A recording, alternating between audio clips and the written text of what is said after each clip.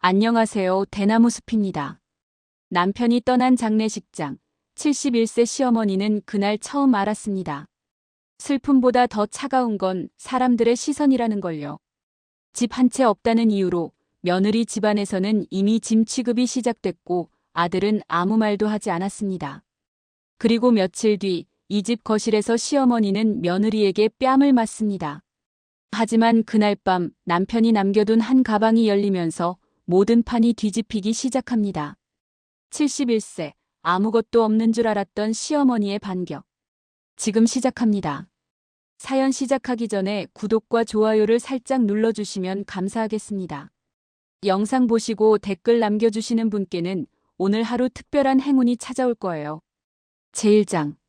장례식장의 차가운 시선. 작은 장례식장이었어요. 71세 박수진 할머니는 하얀 플라스틱 의자에 앉아 남편의 영정 사진만 바라보고 있었습니다. 40년을 함께한 남편 이철수.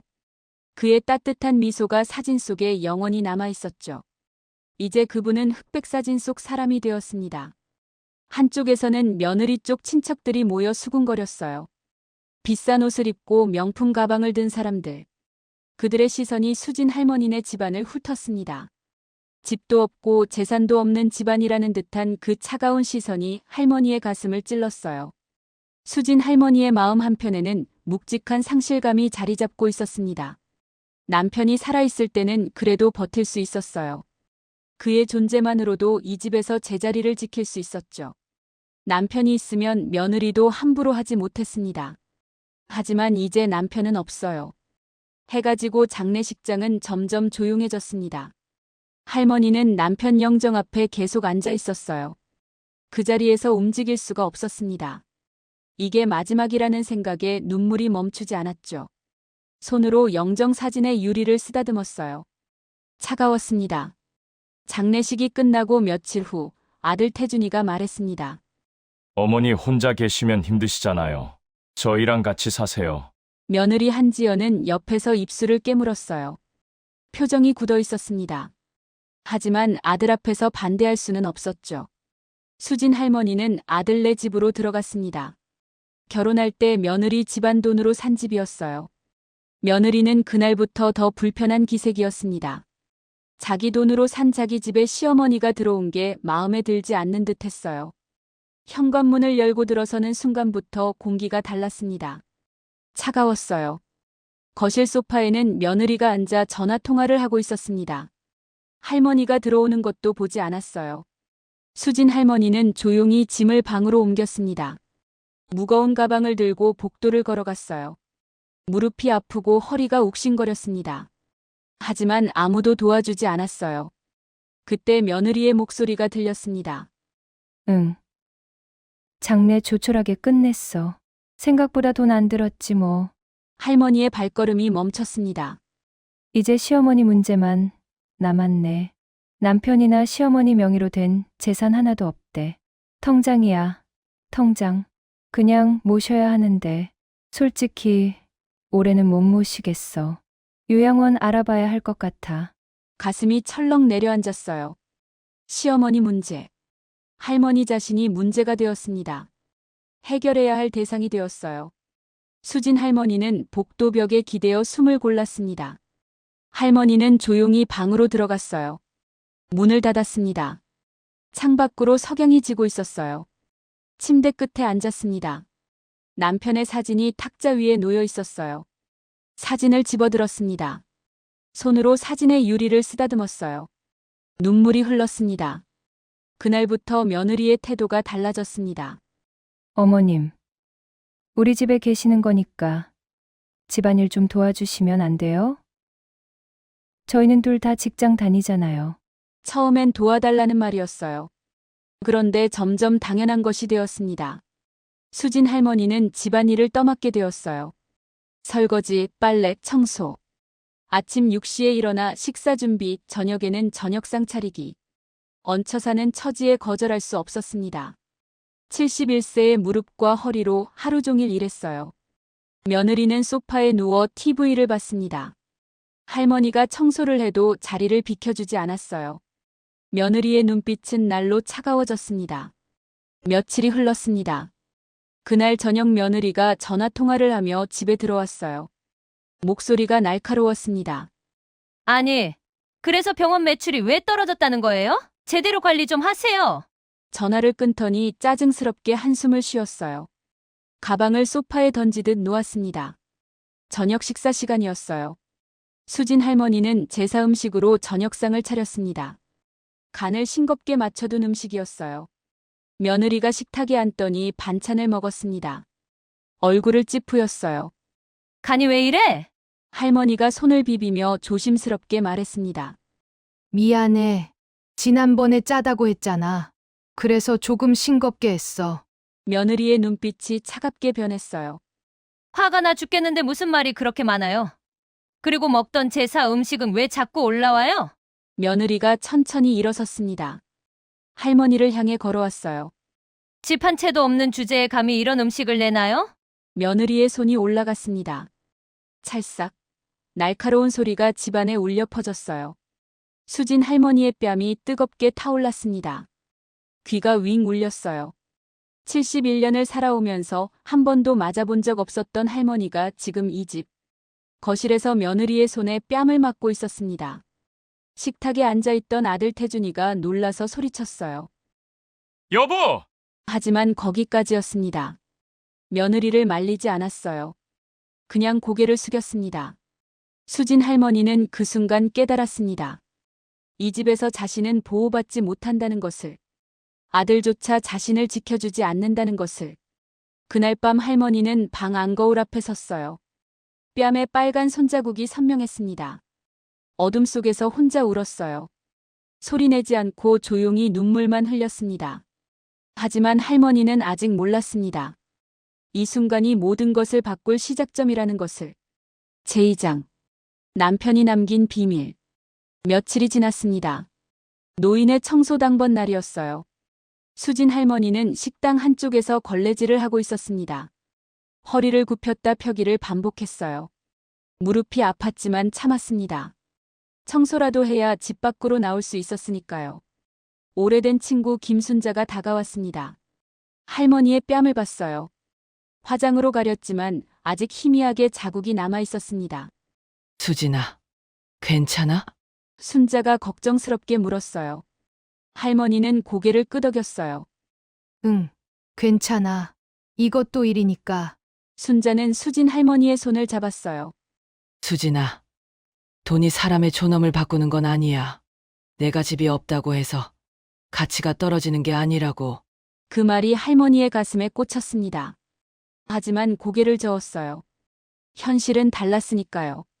청소를 하던 중 옆 테이블에서 동네 아주머니들의 대화가 들렸어요. 대원산업 사장 딸이 의사랑 결혼했다며?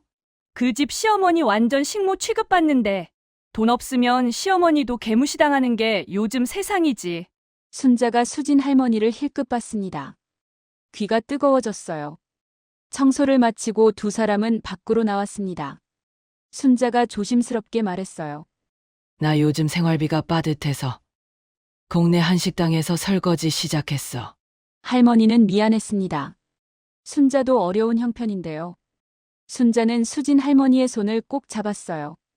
너무 힘들면 언제든 나한테 연락해. 혼자 참지 마. 집으로 돌아왔습니다. 며느리는 밖에 나간 모양이었어요. 수진 할머니는 방으로 들어갔습니다. 뺨에 화장을 지우고 거울을 봤어요. 아직도 희미하게 손자국이 남아 있었습니다. 한숨을 쉬었어요. 이렇게 살 수는 없어. 하지만 무엇을? 할머니의 시선이 남편이 쓰던 책상으로 향했습니다. 문득 남편이 떠올랐어요. 책상으로 가서 서랍을 하나씩 열어봤습니다. 먼지가 날렸어요. 오래된 물건들이 쌓여 있었습니다. 맨 아래 서랍을 열었어요. 낡은 서류 가방이 보였습니다. 가방을 꺼내 지퍼를 열었어요. 손이 떨렸습니다. 가방 안에 서류들이 빼곡하게 들어있었어요. 서류를 하나씩 꺼냈습니다. 투자 명세서, 계약서, 각종 문서들. 50억 원대 비상장 지분. 할머니의 눈이 커졌습니다. 50억? 서류를 자세히 읽어봤어요. 남편이 20년 전에 투자한 바이오 제약 회사 지분이었습니다. 3천만 원으로 시작한 투자가 지금은 50억 원대가 되었다고 했어요. 다음 서류를 꺼냈습니다. 병원 설립 관련 서류였어요. 5년 이내 병원 개업 승인 조건부 명예 이전. 숨이 막혔습니다. 병원. 아들의 병원. 며느리가 자기 아버지 돈으로 차렸다는 그 병원과 관련이 있는 듯 했어요. 몇 장을 더 넘기다가 작은 메모지를 발견했습니다. 남편의 필체였어요. 수진아, 이건 너를 위한 거야. 내가 먼저 가면 혼자 남을 텐데, 그때 이걸 찾아. 이걸로 당당하게 살아. 집 한 채 없어도 괜찮아. 넌 충분히 가치 있는 사람이야. 사랑해. 당신의 남편이. 할머니의 손이 떨렸습니다. 메모지를 다시 읽었어요. 또 읽었습니다. 가슴이 쿵쾅거렸어요. 눈물이 흘렀습니다. 하지만 이번에는 슬픔의 눈물이 아니었어요. 남편이 자신을 위해 이것을 남겼습니다. 혼자가 될 것을 알고 미리 준비해 둔 것이었어요. 당당하게 살라고. 그 말이 가슴에 꽂혔습니다. 서류를 가슴에 꼭 껴안았어요. 남편을 생각하니 가슴이 아려왔습니다. 다시 거울을 봤습니다. 뺨에 빨간 손자국을 봤어요. 며칠 전까지만 해도 이것은 수치심의 증거였습니다. 하지만 이제는 달라요. 이것은 싸워야 할 이유가 되었습니다. 할머니는 서류를 보며 다짐했어요. 더 이상 당하고만 있지 않겠다고. 남편이 남긴 이 서류로 존엄을 되찾겠다고. 눈빛이 변했습니다. 어제까지 흔들리던 눈빛이 점점 단단해졌어요. 절망이 사라지고 결심이 차올랐습니다. 71세, 힘도 없고 돈도 없습니다. 하지만 이제 무기가 생겼어요. 서류를 다시 가방에 넣고 서랍 깊숙이 숨겼습니다. 아직 아무도 모르게 해야 했어요. 창밖을 봤습니다. 해가 지고 있었어요. 속으로 남편에게 말했습니다. 여보, 고마워요. 당신이 남긴 것으로 내가 다시 일어날게요. 침대에 앉았어요. 맞은 뺨보다 가슴이 더 아팠으나 희망이 생겼고 싸울 용기가 생겼어요. 내일 순자에게 전화해야겠어요. 이 서류를 보여주고 조언을 구해야 합니다. 혼자가 아니었습니다. 3년 전 아들 태준이가 결혼을 결심했을 때였어요. 의사 면허증은 있었지만 병원을 차릴 자금이 없었습니다. 병원 설비, 장비까지 합치면 수억 원이 필요했어요. 수진 할머니와 남편은 그런 큰 돈이 없었습니다. 그때 며느리 한지연이 나타났습니다. 명문대를 나온 똑똑한 여성이었어요. 31살 대기업 마케팅 팀장이라고 했습니다. 강남에 사는 부잣집 딸이었어요. 첫 만남에서 공손했습니다. 어머님, 아버님 처음 뵙겠습니다. 고개를 깊이 숙이며 인사했어요. 고급 선물도 들고 왔습니다. 어머님, 이거 요즘 좋다고 해서요. 웃으며 건넸습니다. 할머니는 마음에 들었습니다. 우리 태준이가 좋은 사람 만났네. 남편도 흡족한 표정이었어요. 그때는 몰랐습니다. 의사라는 직업이 우리 가족에게 어떤 함정이 될지. 사돈을 방문했을 때 놀랐습니다. 강남의 큰 아파트였어요. 바깥 사돈이 말했어요. 태준 씨 병원 개업 자금은 저희가 10억 지원하겠습니다. 사돈 댁에서도 2억 정도 보태주시면 총 12억으로 괜찮은 병원을 차릴 수 있을 겁니다. 할머니와 남편은 놀랐습니다. 2억이라니 가진 전부를 털어야 하는 돈이었어요. 하지만 아들의 병원이니까요. 저희 쪽 10억은 천천히 갚으셔도 됩니다. 병원 운영하면서 여유 있을 때 갚으시면 돼요. 바깥 사돈이 웃으며 덧붙였습니다. 대신 병원 경영은 저희가 당분간 관리하겠습니다. 10억이나 투자하는 거니까요. 조금 이상했지만 아들 병원이고 나중에 다 갚으면 되니까요. 남편이 물었습니다. 그럼 병원 명의는 당연히 태준이 이름으로 하는 거죠? 당연하죠. 태준 씨 병원인데요. 다만 경영만 저희가 돕는 겁니다. 바깥 사돈이 확답했습니다. 하지만 몇 달 후 드디어 병원이 개업했을 때 수진 할머니와 남편은 충격적인 사실을 알게 되었습니다.